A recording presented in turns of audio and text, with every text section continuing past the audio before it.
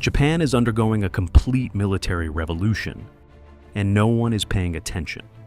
Japan has upgraded its warship Kaga from a helicopter carrier to the country's first full aircraft carrier. The famously pacifist nation has quietly developed a new class of warships to dominate the Indo-Pacific oceans. From a country that has renounced violence for decades, these vessels are a clear message to a world growing more unpredictable and hostile each day. This is the story of how Japan developed some of the most advanced aircraft carriers in the world to fend off one of the strongest superpowers in the world. The new kings of the sea. The Izumo-class destroyers have been an essential component of the Japanese Navy ever since their commissioning in 2015. Classified as helicopter carriers, these vessels supposedly followed Japan's long-standing doctrine of defensive warfare. But in 2018, that doctrine was flipped on its head with one announcement. The Japanese cabinet gave approval to an extremely ambitious and concerning plan. The Navy would be turning the two ships that fall under the Izumo-class category, the JS Izumo and JS Kaga, into aircraft carriers. The converted ships would primarily be used as an anti-submarine defense line, while also operating as flagships and disaster relief vessels. Sounds innocent enough. After all, which country isn't trying to bolster its navy in every way possible to fend off attacks in the modern world? But in the case of Japan, things are a bit different. While these aircraft carriers may appear to be for defensive purposes, once you take a closer look at what they are capable of, it becomes clear that defense was the last thing on the engineer's mind when designing these beasts. But first, let's talk about why the development of these new aircraft carriers goes against everything Japan has stood for nearly a century. You see, after Japan's surrender following World War II, the nation adopted a new constitution, which came into effect in 1947. And a very important part of this constitution has been Article 9. Article 9 essentially renounces war as a means to settle international disputes. It further states that to accomplish this goal, Japan will not maintain or develop any armed forces with war potential. The Japanese government has historically interpreted this to mean the nation must not have offensive weapons of war, while defensive warfare is still allowed. ICBMs, nuclear weapons, bomber fleets, all have been a no-go to keep in line with the Constitution. This is also the main reason why the Japanese Navy is officially called the Japan Maritime Self-Defense Force, since its main purpose is supposed to be defense, not offense. At the same time, for the last 70 years, Japan has not built or utilized any ships it officially classified as aircraft carriers, mainly because aircraft carriers are used primarily as offensive warfare technology, so their use could not be justified. But another important reason behind this decision is that during World War II, Japan was the pioneer of aircraft carrier technology.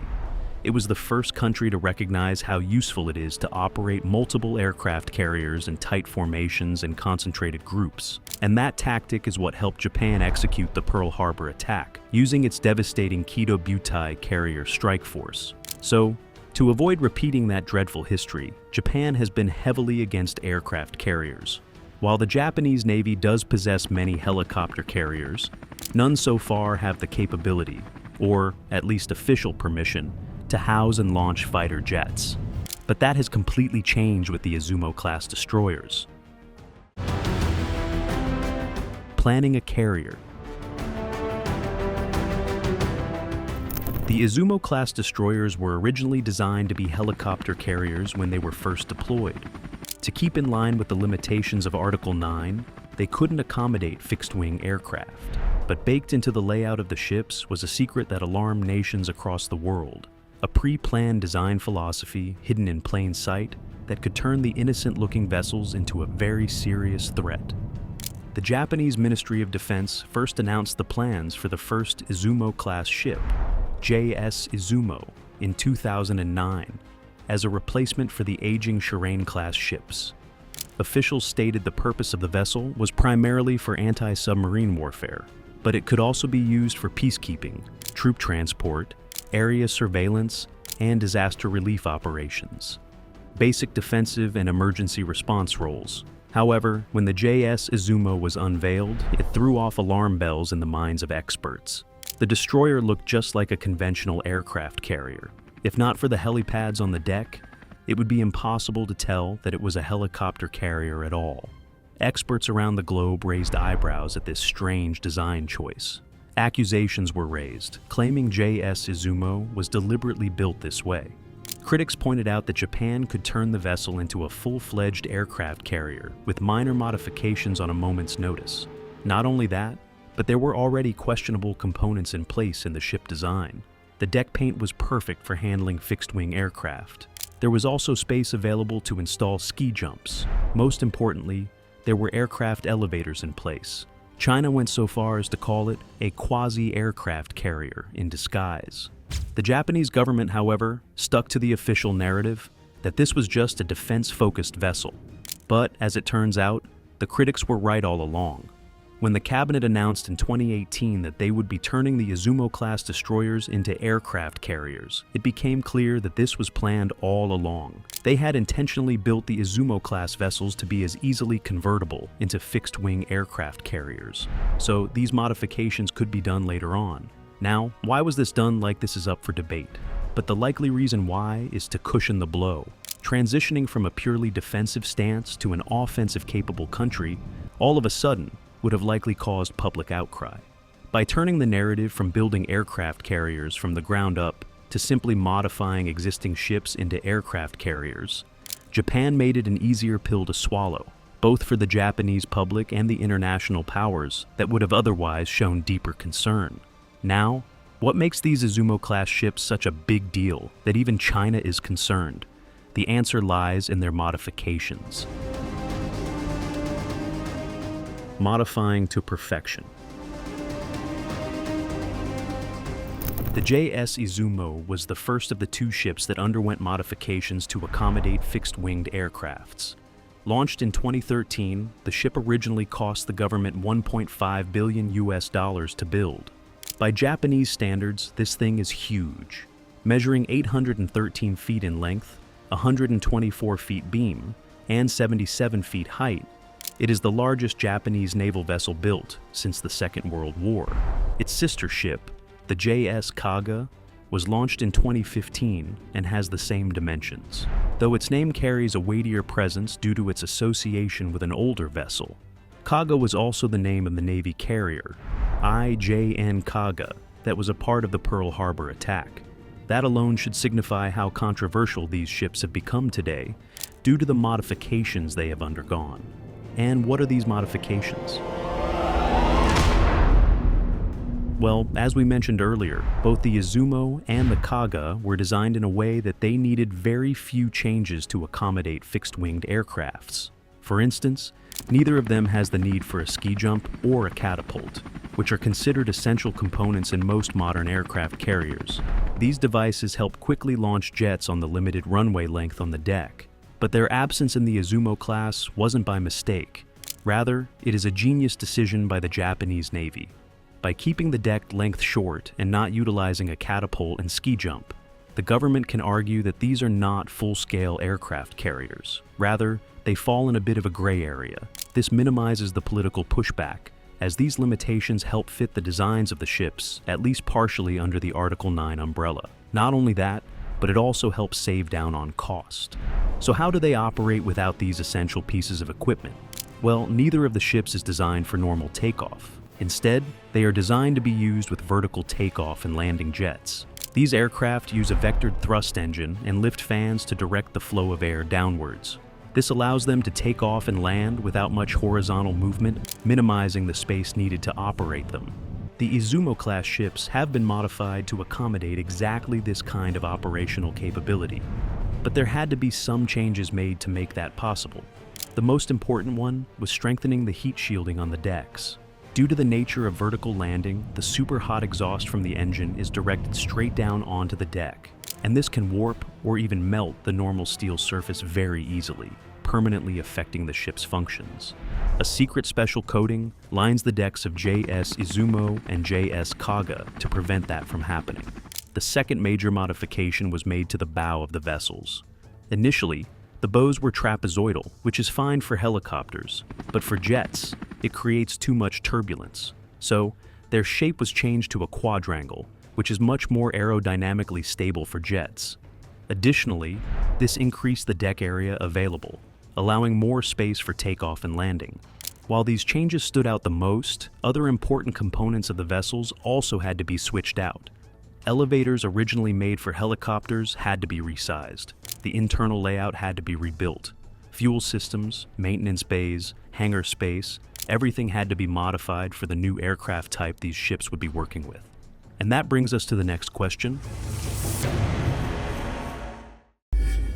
What kind of aircraft? Japan has picked the best there is for its brand new aircraft carriers, the Lockheed Martin F-35B Lightning II. These beasts are a variant of the F-35 lineup, but they are built specifically to be used on carriers without needing catapults. The perfect fit for the Izumo-class ships. They are capable of vertical landing, and they can take off with the bare minimum of runway required, but this does come with a trade-off. The lift fans and the swiveling exhaust nozzle needed for vertical landing mean that there is less room for fuel and payload. But then again, that trade-off is pretty small, and out in the ocean, it fixes a problem that is necessary for Japan's survival in the aircraft carrier-dependent era. And Japan is going all in on this aircraft. It plans to deck out the Izumo-class cruisers almost exclusively with these. Currently, the government has ordered 42 F-35Bs to be delivered over the coming few years in batches. The first batch of that was actually delivered before the modifications for the ships were even completed. While this seems to be Japan's plan currently, there have been hints that the Izumo class may be equipped with other types of aircraft as well. Mainly drones. The Gambit 5 is a combat drone type still in the development phase. But there have been concept artworks being floated around by the company in charge of its production, showing the drones on the Izumo-class ships, possibly hinting at future incorporation by the Japanese Navy. The classification trick. It's about time we talk about the elephant in the room, the word aircraft carrier. Despite the whole world calling the Izumo-class ships aircraft carriers after their modifications, that is actually not the official classification. Just like intercontinental ballistic missiles, atomic bombs, and long-range bombers are banned by the Japanese Constitution, so are aircraft carriers. There is no wiggle room there, at least officially. So, how did Japan manage to build these ships anyway? Well, they simply gave them a different classification. The Izumo-class ships are, on paper, a multi-purpose operation destroyer, a semantic workaround that, for all purposes, seems to have paid off. By using smaller deck sizes and modifying the ships instead of building them as carriers from scratch, Japan has managed to slip one past its own constitution. But let's play the devil's advocate for a bit. These ships do technically fall under the destroyer class, at least according to the Japanese Navy's definition of what a destroyer is. They are a bit large for a destroyer, sure, but technically speaking, just being able to carry and deploy fixed-wing jets doesn't make them a full-scale aircraft carrier. There are many other warship classes that do the same, admittedly at a smaller scale. Another argument can be made that the Izumo-class ships are not just landing and deploying pads for fighter jets. They serve another key function that is equally important. Essentially, both the JS Izumo and JS Kaga are command ships in their own right, specializing in submarine hunting, which has been their officially stated goal from the get-go. Each vessel is installed with highly advanced radar systems to scan the skies for airborne threats. Their armament includes 2 phalanx systems and 2 C-RAM launchers to act as a line of defense during attacks. However, the biggest advantage these ships give during a combat scenario is by acting as command nodes. The Izumo class has highly advanced communication gear that allows it to coordinate the accompanying ships and aircraft to create the perfect defensive and offensive strategy. In a chaotic battle, these ships are the only ones that can see the whole picture and then relay commands to others on how to operate. In the real world, this coordination alone matters more than anything and can mean the difference between a complete defeat and a flawless victory. However, so far, these capabilities have only been proven in test runs conducted on both ships. Testing the Izumos. Japan has chosen JS Kaga to be its showcase form among the Izumo class, sending it out on test runs and military operations to showcase and test its capabilities. In 2024, it sailed to America near California to participate in trials with the help of the US-owned F-35Bs. The trials went pretty much flawlessly, proving that the Kaga, and by extension, the Izumo, would work perfectly with the jets Japan has already ordered. The tests included night operations and maximum load launches, further pushing the limits.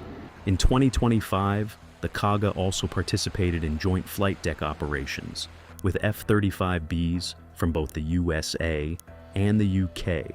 This was the first time these three nations had worked together in this configuration. But all sides are benefiting from this, not just Japan. Both the UK and the US are interested in developing their short takeoff and vertical landing technology, having fallen behind in the past decades after heavily spending on bigger aircraft carrier technology. These test runs are providing valuable data for these superpowers to develop and improve better technology in the field. Meanwhile, these tests also provide valuable experience for the Japanese crew. You see, operating a helicopter carrier is a completely different thing from operating an aircraft carrier. The operation methods, the handling, the management, all of it is a completely different skill set. On an aircraft carrier, everything is choreographed. There is no room for mistakes, and the results of an error are devastating. And since Japan hasn't had an aircraft carrier operating within its navy since the Second World War, there is no one around to teach the new crew and pilots. This is where America has stepped in. The US operates the largest aircraft carrier fleet in the world. And since Japan is a close ally, the US Marine Corps has been a willing mentor for the Japanese crew. During these test runs, dedicated squadrons from Japan accompanied the US Marine Corps to learn from them and bridge the gap in their knowledge, though this is going to take some time to accomplish. The Izumo-class ships each require a crew of nearly 1,000 personnel to operate. Training that many personnel from basically the ground up is perhaps the most time-consuming part of the conversion process for the Izumo-class ships, the looming threat. What most people don't realize is that this change in Japan's stance from a defense-focused nation to an offensive-capable one isn't unprompted. In reality, there is an external threat driving this change, essentially forcing the nation to go against its own constitution, at least in spirit. And that external threat has been none other than its very neighbor, China. The relationship between China and Japan has been a complete diplomatic nightmare, and the reason behind that has been Taiwan.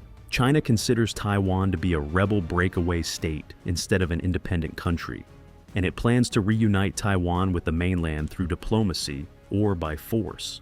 Since Taiwan has been resistant to this idea, things have been going more towards the military force option rather than diplomacy. Japan, however, has long supported Taiwan, building deep ties through industry and trade. Japanese officials have called an attack on Taiwan an existential threat to Japan itself. This support has brought with it the ire of the Chinese government. After all, Japan is extremely close to Taiwan, and it can potentially aid the small island militarily if need be. This complex diplomatic issue has caused the relationship between the two nations to plummet. China has imposed heavy bans and controls on exports to Japan, but more importantly, it has become much more hostile in its shows of military strength. Incursions into Japanese territories by Chinese vessels have become a norm. Chinese warships enter these waters and refuse to leave for hours, for days on end. They frequently pass through the Miyako Strait and the Osumi Strait, sailing just miles away from Japan's coastlines. China even sends out fleets of vessels disguised as fishing boats to drive off the Japanese fishermen from their own waters. Airspace breaches are also pretty common, sometimes in collaboration with the Russians. The worst of all is the Senkaku-Diaoyu Islands. Located in the East China Sea, these islands are located directly northeast of Taiwan. China, Japan, and Taiwan all lay claim to these islands. And while Japan officially controls these islands, the Chinese Coast Guard maintains a nearly yearly-round intrusive presence in the surrounding waters and makes its presence known. And then there is the massive Chinese Navy that has a lot of presence in the region, especially along the trade routes that Japan relies on heavily for its imports. If China wants, it can block off these routes on a moment's notice, severely damaging the nation's economy and starting a completely unfair war. A war made much more unfair by the fact that, up until recently, Japan hasn't had any aircraft carriers. Meanwhile, China has 3 massive ones. There really wasn't much of a competition. Another major reason why Japan has been under so much pressure is because of China's brand new tactic of literally creating islands and stationing its military there. The country has a whole fleet of dredgers that can create artificial islands in the ocean in a matter of months. Nearly 27 such islands have been built in the South China Sea, many of them militarized with airstrips and army presence.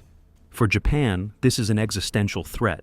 These islands can be used to absolutely dominate its supply lines, and with its limited defense-focused arsenal, it cannot possibly hope to put up much of a resistance. This long list of reasons is why Japan has been forced to take a more offensive stance in its navy. After all, the entire country is essentially an island nation. It is surrounded by the sea, which does have certain advantages, but also several heavy disadvantages. One of those disadvantages is the limited area it can deploy its forces in. Since movement through land is impossible, the country is pretty much completely reliant on its navy and air forces to defend itself. For the Air Force, there is only so much distance fighter jets can effectively fight in without overextending themselves. That leaves the Navy to be the only viable option. However, even in naval battles, modern times require air presence. Otherwise, you're a sitting duck, completely incapable of launching your own offensive by air.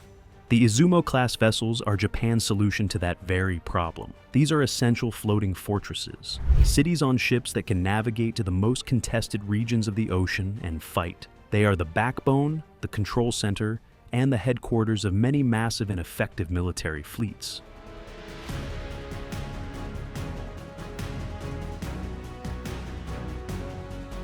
Most importantly, the Izumo class is Japan's first step towards countering and hopefully keeping in check the rapidly increasing aggression from China. They will give Japan a fighting chance if its trade routes or territorial sovereignty are threatened. Naturally, China is pretty angry about this development. They have been extremely critical from the very beginning. First, they urged Japan to act cautiously when the cabinet first proposed the plan. Once the ships went into operation, Chinese media claimed Japan was remilitarizing, and, well, it is certainly concerning from their point of view as well, at least with the history and context. During World War II, Japan did invade China, and did some things we can't even talk about on YouTube. So China certainly has the right to be concerned, seeing its enemy once again leaning into heavy militarization. And looking at what Japan has planned for the future, things are about to escalate onto a whole new level.